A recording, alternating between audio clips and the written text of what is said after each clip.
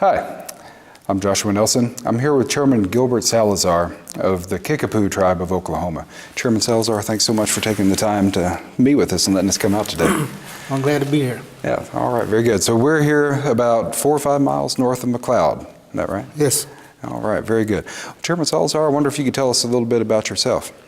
My name is Gilbert Salazar. I'm chairman of the Kickapoo tribe of Oklahoma, and I'm full-blooded Kickapoo.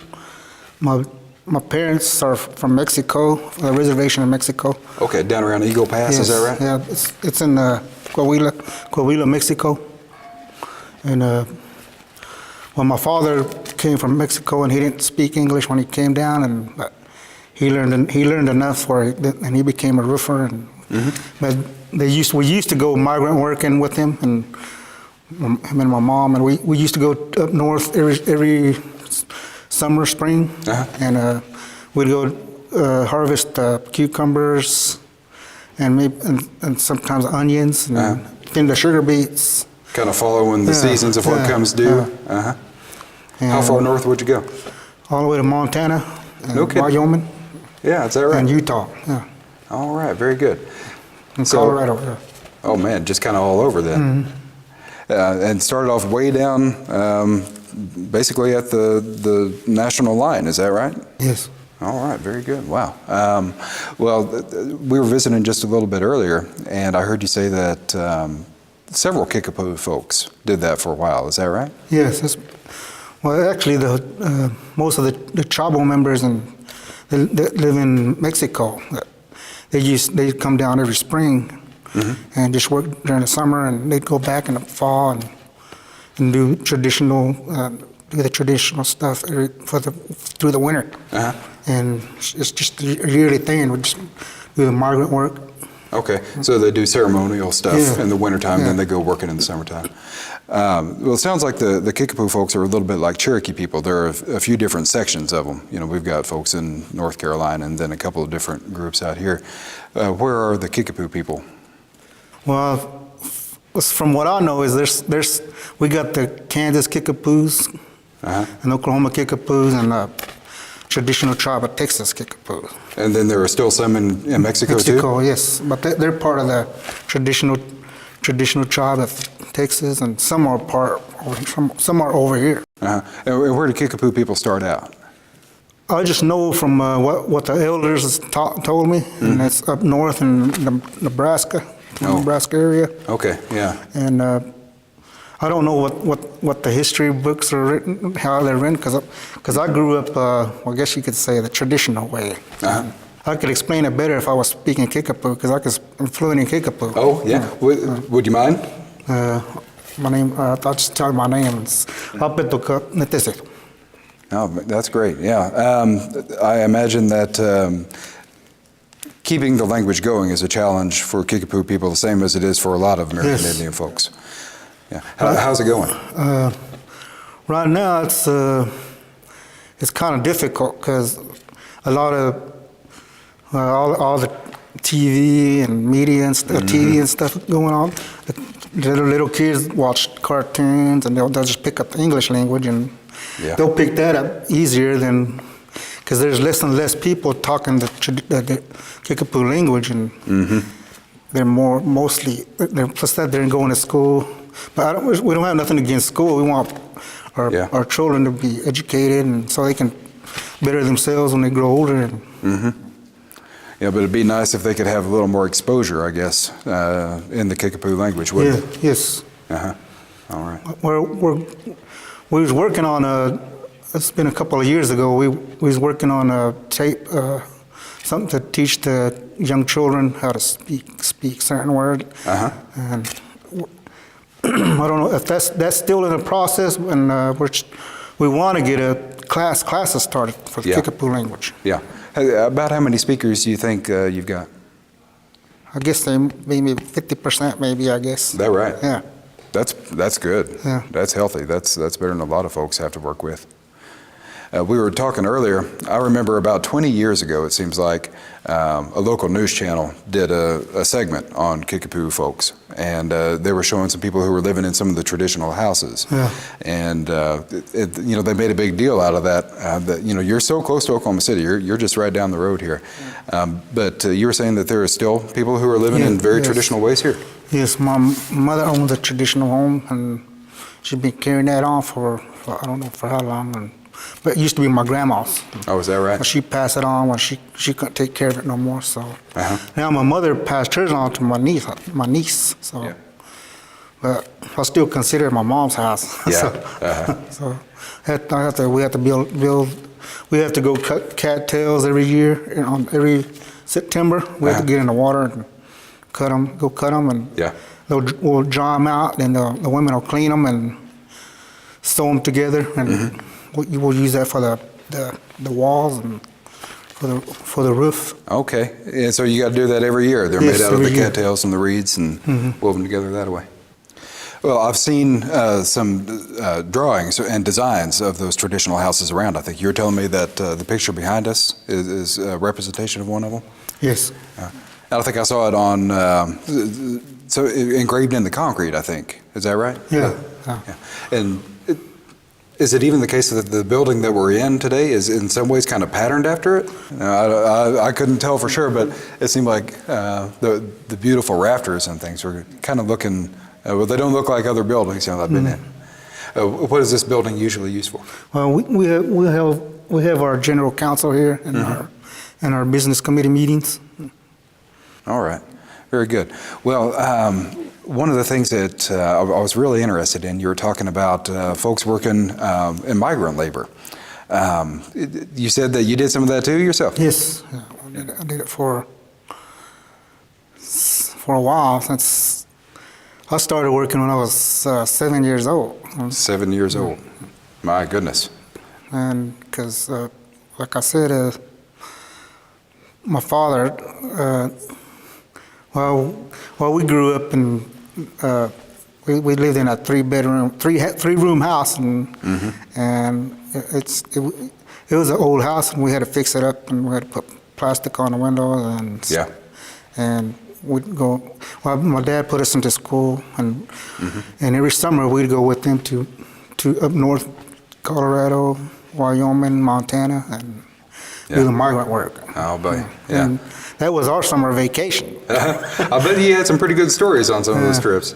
There was one place we liked to go was Orland, Wyoming, because they wouldn't let the children work over there. They was too young, and Oh yeah. we got to go to summer school over there. Yeah. Get I to do a enjoyed little that, running yeah, around. Yeah, Yeah. but that was only like for maybe a month. Then we'd move on to the next harvest, and when school's about to start again, we'd come back and go back to school. Yeah. How many months a year would you be out working? Maybe, I'll say about 4. About 4 months out of the year? Wow, yeah, that's a long time. Yeah. When we were talking earlier, you said that a lot of folks from around here did this migrant work too, coming out of Oklahoma. I wonder, one of the main reasons that we came to talk to you today was about economic development. And, casinos are a hot topic in Oklahoma. People are thinking hard about these casinos that are coming up in a lot of different places. Could you talk a little bit about what economic conditions were like before gaming entered in? Before gaming, we mostly rely on the BIA, our government program. Yeah. And the BIA takes forever on a lot of things, and limited funds, and there's very limited things we could do for the tribe. But since the casino came along, we've grew a whole lot, and there's a lot more than that we're able to do for the tribe. And we're looking in other directions because we can't just rely on the casino. Because we don't know how long they're going to be around, and because they might something might happen, government, or might shut them down or whatever, and you never know. We're gonna have to find other revenue. What sorts of other ways are you looking at developing? Well, Well, we're looking at we got some land in Eagle Pass, Texas. We're trying to develop, and we're thinking about maybe some hotels. And we're trying to look into the solar energy. Oh, really? Oh, you're kind of getting out ahead of some of that energy revolution then. Yeah. Yeah, well, that's exciting. Yeah. When you talk about some of the services that you provide to the tribe, I understand you've got a clinic that's growing. Is that right? Yes. Yeah. It's grew a whole lot, and we had it for, I think it's 15 years now. Yeah. Uh-huh. And before then, it used to be just a small one-room clinic. We'd have to contract doctors to come in maybe once a month or once a month. Yeah, or once a week. Yeah. Uh-huh. And to now see patients. Now we got. As you can see out there, the big building, and we got, I don't know how many doctors we got, but who are here full time? They're here full time. Yes. All right. And we go by we get third party billing, and that generates revenue too to provide more assistance for tribal members. Okay. Well, could I ask you this? What happens to the casino profits? How does it get worked through the tribal channels? We had to go through the bank to get to the casino and get the casino going, though. So we got to go by the guidelines of the bank. We can't. There's only so much revenue that we're allowed to spend. I see. And we got to keep so much in the bank. Okay. Just in case, to cover things. Yeah, to cover things, and what we do get dispersed from the casinos just goes to the social services, education, and we supplement some of the BIE programs. I see.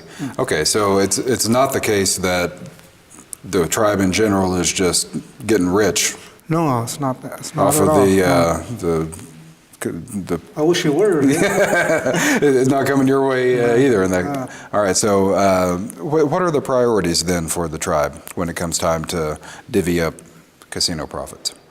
It's mainly for the elders and children, and the future of our children.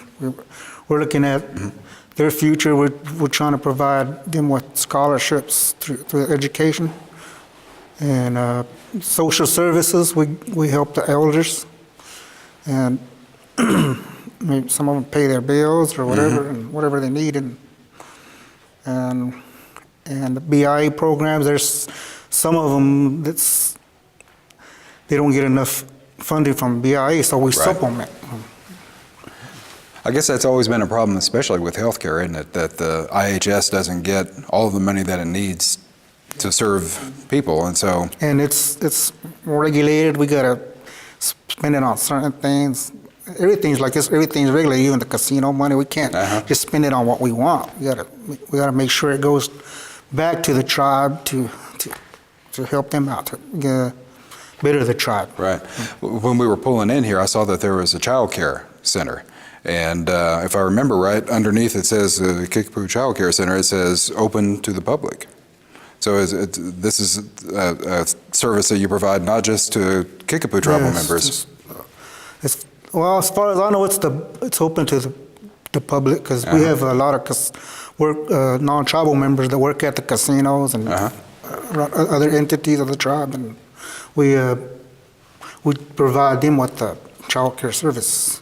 Oh, no kidding. All right. Well, I get the sense that McLeod is like a lot of small towns in Oklahoma that maybe doesn't have a whole lot of industry, doesn't have a whole lot of jobs. Am I right in guessing that the casino has helped out the town in that way? Well, we try to keep good communication with the towns nearest, and like Shawnee and McLeod and Hera. We'll donate to the fire department or the education programs, and we do the best we can to help the other ones. To be a good neighbor. Yes. Even if maybe in the past it didn't always work the other way around. Well, that's the way the Kickapoo people are. They're people that we grew up in the traditional way. We're taught to respect and help and the elders and the best. Just do the best you can, and that's all we're trying to do. Mm-hmm. We're just trying to survive like everybody else. Well, it sounds like you're making a good go of it. And it sounds too like the relationships that you're developing with the local towns are improving or doing okay? Yes, yes. And well, we're currently in development. Like right out here, we got elders home. Mm-hmm. It's finished now, but we just need to get people, set the people to work. The regulations, what we need to follow. Mm-hmm. We need to get everything in place so we can start moving our elders in. All right. Well, that sounds like, again, a really socially conscious kind of project here. Well, I wonder, are you still finding that you've got some opposition to gaming coming from other places? Are there people who are opposed to it? Oh, yeah, there's always people. Uh-huh. What about within the tribe? Are most Kickapoo people in favor of gaming? Oh, yeah. Well, I think it must help to have child care centers that weren't open before, clinics that weren't open before, and educational programs. We're still in the second phase of our casino in Shawnee. You're putting up a new one there? Yeah, we got a small one up there now. Oh. But that was just the first phase. Now we're on the second phase, and we're going to get a bigger casino resort with a hotel and convention center. So we're talking about how many jobs that weren't here before, you reckon? A couple of hundred. Couple hundred jobs that weren't around before. Yeah. Okay. What about the state? How do you get along with the state when it comes to casino profits? Well, we don't get along too good. Oh, we got some problems there? Yeah. It seems like they want more of our profits than they always try to find a way. So I don't know. I'm not really good at explaining it, but we're just, they always seem like they'll find ways, or they'll throw in more regulations or rules and stuff for us to keep us from expanding or whatever we need to do. Okay. But you already contribute some to the state, is that Yes, right? we contribute. I think, well, Ken knows a lot more about this stuff, but we help with education in Oklahoma. Right. Yeah. If I remember right, and we can talk about this with some of the other folks Yes. Who have come with you today, that I guess nearly all of the profits that tribes contribute back to the state go straight to education programs, and I think maybe nowhere else. Yeah. Does that sound right? Yeah. Okay. I tend to think that the impact is pretty enormous, again, when it comes to revenue that wasn't available before. Well, maybe now wouldn't be too bad of a time for us to draw some other people into the conversation? Sure. That'd be okay? Sure. All right, great. That's Well, great. thanks for your time.